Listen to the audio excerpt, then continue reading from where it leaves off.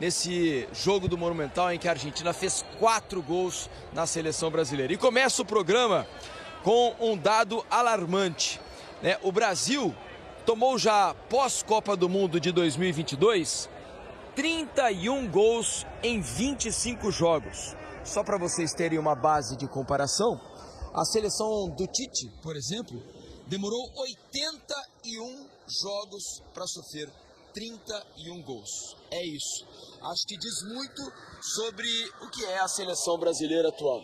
Muito boa noite, meu amigo Denilson. Estou aqui também com Carlos Eduardo Mansur. Vamos começar a conversar a partir de agora desse desastre que foi a noite do futebol brasileiro por aqui. O Brasil foi goleado, o Brasil tomou olé. A torcida argentina gritou olé desde 3 minutos de jogo e foi massacrado aqui em Buenos Aires. Boa noite, Denilson. Que noite terrível para o futebol brasileiro, não? Noite terrível, perdão, Diniz. Boa noite, Mansur, mais uma vez, a todos que estão aí nos acompanhando.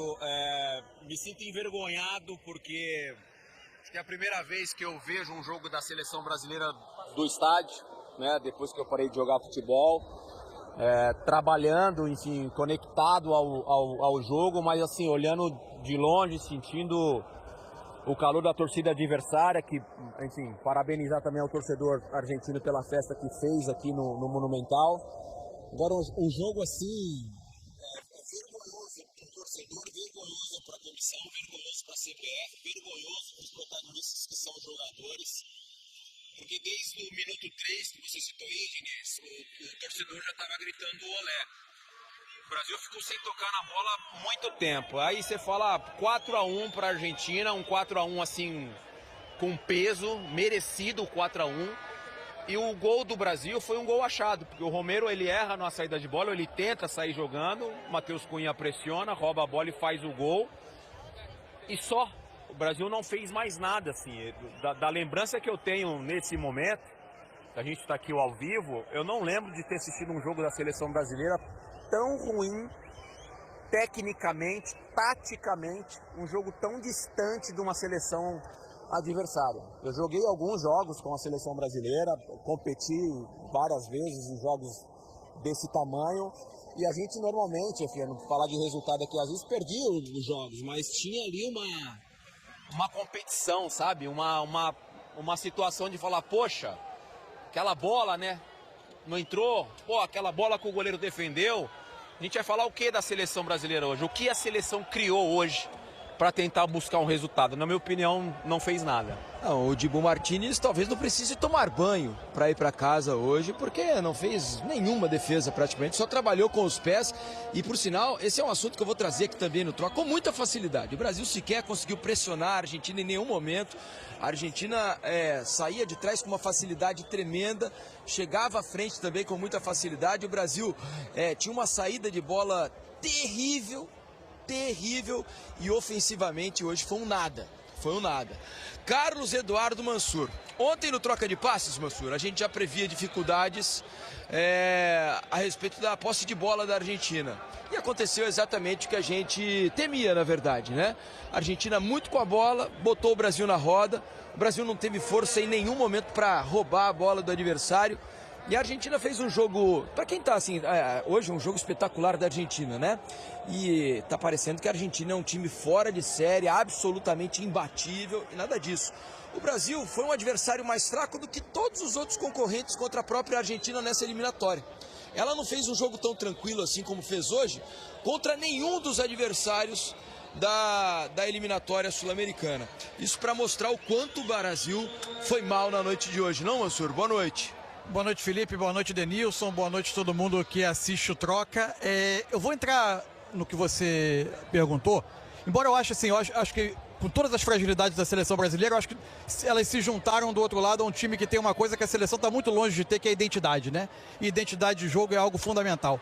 Acho que vale a pena a gente discutir por que não tem essa identidade a seleção brasileira. Porque a seleção brasileira é um time que aparentemente não sabe a que joga, né? Qual é a sua proposta, o que ela pretende num jogo. E aí, a seleção que foi a campo hoje, para mim, ela é o retrato de um momento da seleção brasileira, de um momento do futebol brasileiro.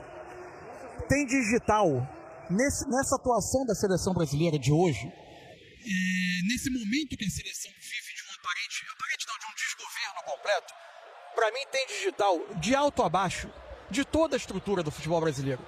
Eu tenho certeza absoluta, convicção, e não estou advogando em prol de comissão técnica ou de jogador nenhum, mas eu tenho certeza que, embora obviamente o trabalho não está acontecendo, mas o Dorival é melhor treinador do que essa seleção atual mostra. Eu tenho certeza que o Vinícius Júnior é muito melhor jogador do que as suas atuações nesse ciclo atual de seleção mostram. Que o Rafinha, candidato a melhor jogador do mundo no momento, é obviamente muito melhor jogador do que tem se mostrado na seleção. Isso vale para o Matheus Cunha, para o Rodrigo, para tantos outros. A seleção brasileira, ela virou um ambiente, um tipo de organização em que todo mundo desempenha menos do que pode. Todo mundo parece pior do que é. Por quê? Porque a seleção virou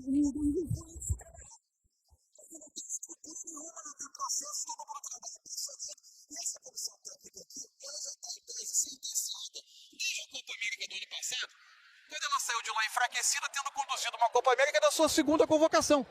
Foi isso que a gestão atual da CBF fez com a seleção brasileira. Acontece que no comando de toda essa falta de processo, de todo esse ciclo conturbado, atabalhoado da seleção, está um dirigente que conseguiu algo inédito na história recente do Brasil, que é a união total.